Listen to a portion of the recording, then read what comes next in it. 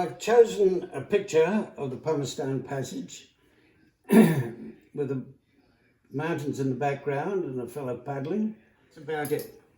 I have done a small sketch. I don't know whether... Oh, hang on.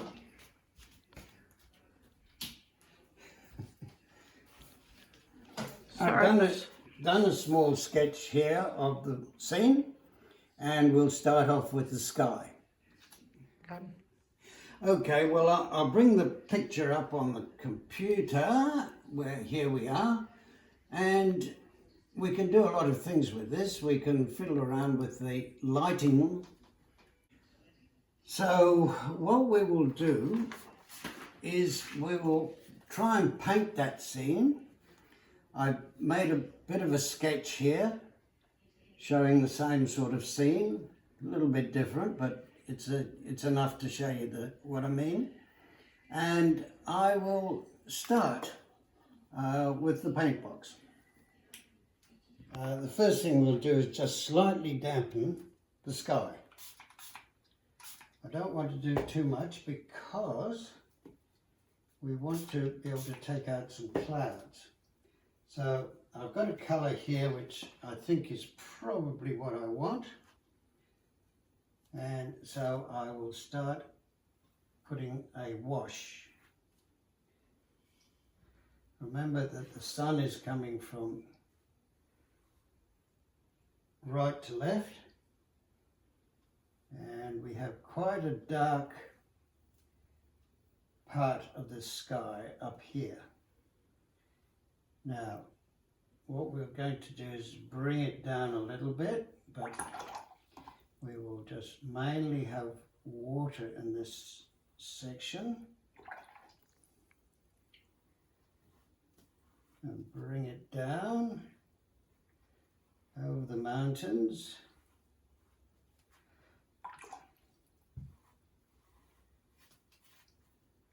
And I'll just put a little bit of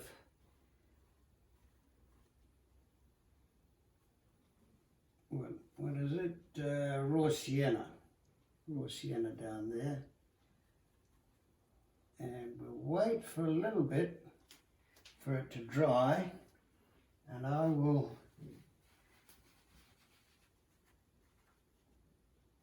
take some clouds out of it with a bit of tissue and just pull a few clouds out of it. We've noticed that there seems to be a bit of high cirrus cloud up there, and so we can put some of those in and get a bit of cloud going here and here, and that will do us. Keep going. And we can go on with more colour down here, and right to the water's edge we can take that colour.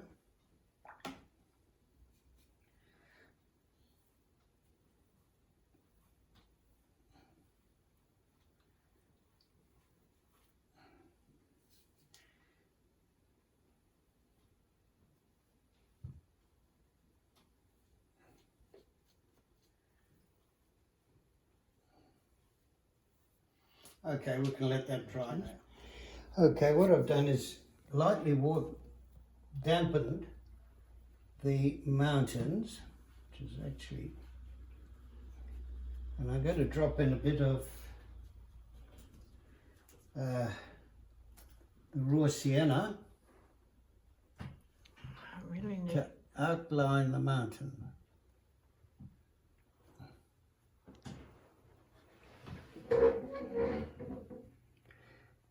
Above the tree line. I don't want to go down to the tree line. I want these mountains to stick out a bit above the tree line.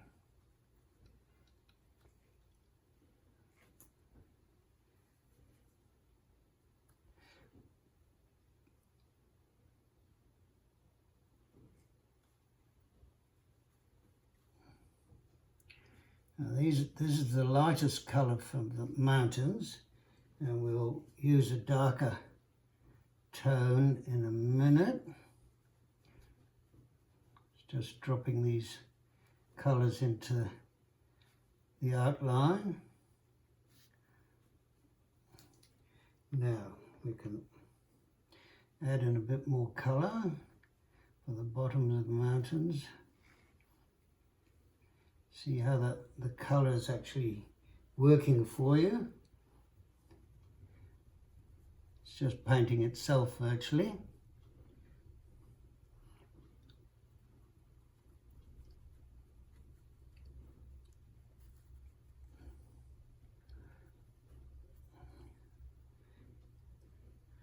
And the time being, that's about all we need to do. And Trish can go back to her sewing while I work out the next little bit of this painting.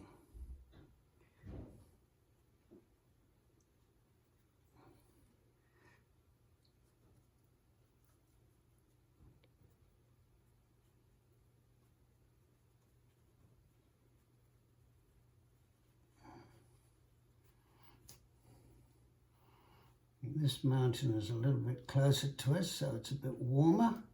This one is a little bit further away, so we can cool it down a bit on this back side. Cool him down a bit, and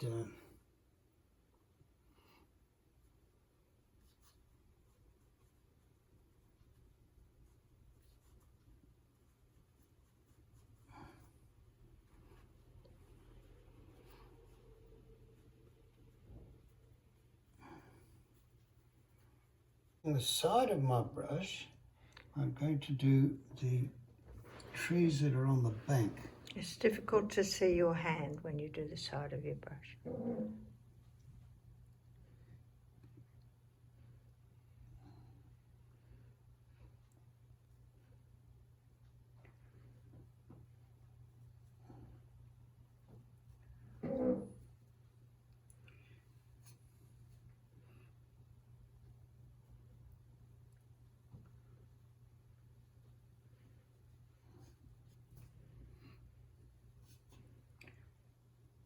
Darks into it.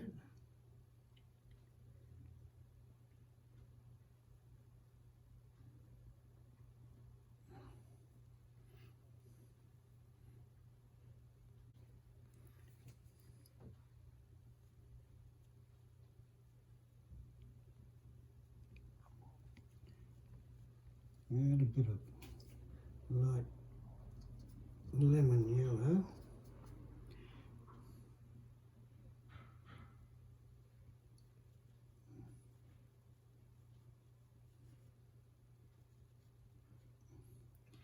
And then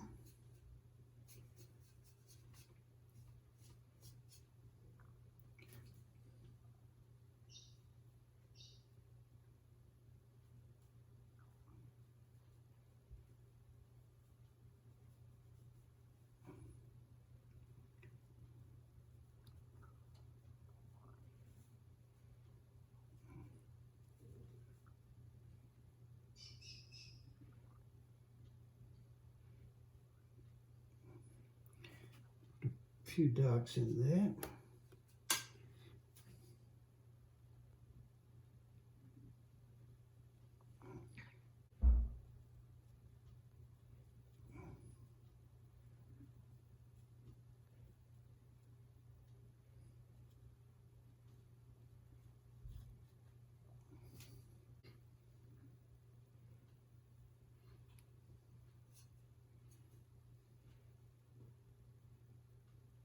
Okay, can leave it at that.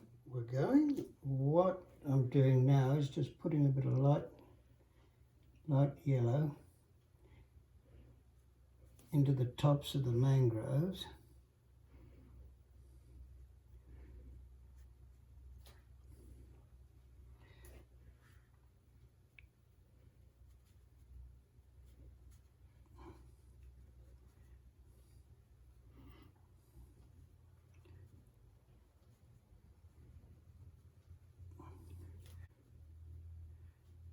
dropping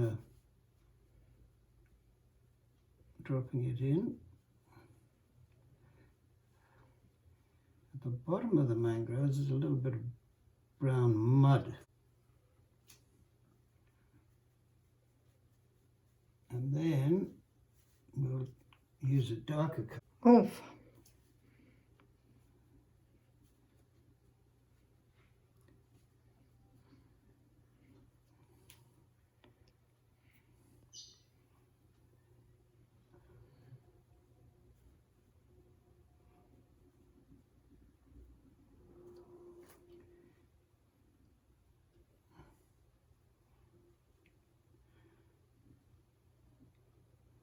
A little bit of body to it.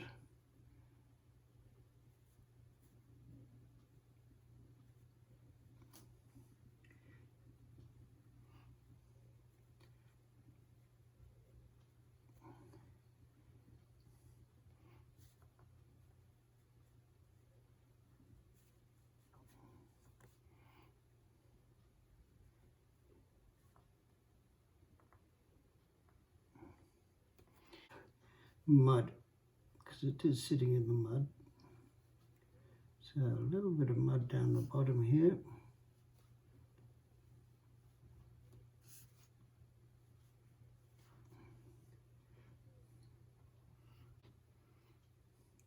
And then for the last bit we do the sea. Now the sea is just reflecting the dark blue of the sky, and there's no sunlight on the sea, so it'll be mainly dark blue. There's a little patch of light just near this fella's.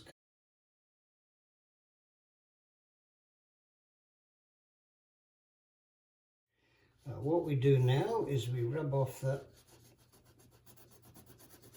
rubber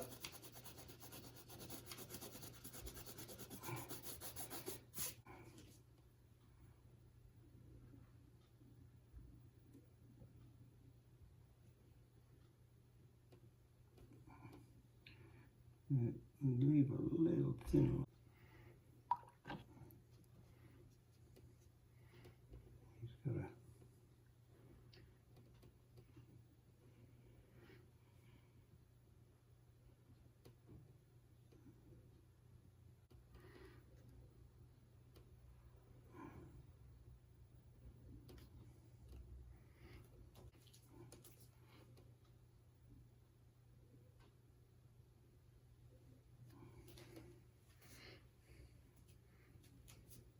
Okay, well that's the finished product.